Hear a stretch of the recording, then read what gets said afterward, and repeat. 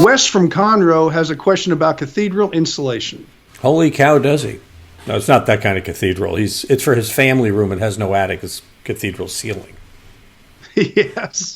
Just going for a little humor there. All right. Wes writes... Keep your social distance. That's it. Believe me, I kept my social distance from that humor.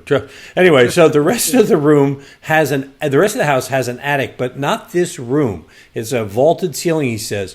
He wants to know, would you use like a radiant barrier foil or spray in here? Since the room has no attic, when he reshingles the roof, couldn't he just put some kind of radiant foil on the roof, Tom?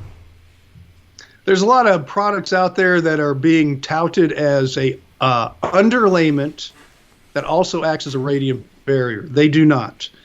They are either used as an underlayment or they're used as a radiant barrier, which is in the attic. He can't do that. It's a cathedral ceiling. So the answer is no. He doesn't have a lot of choices in this case because there's no way to get up in there. There's no way to you can pack insulation in there if you want, but that's about all you're going to be able to do. Don't ventilate it because it'll get all wet and nasty, and just let it go as what you have. But you're not going to increase something that's not going to allow you the insulation values, which means radiant barriers and stuff. Get a good roof. Try to stay on a lighter color.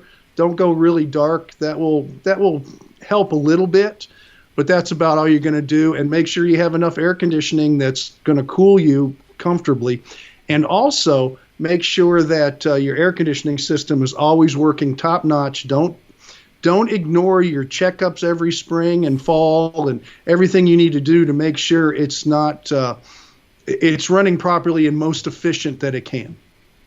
All right.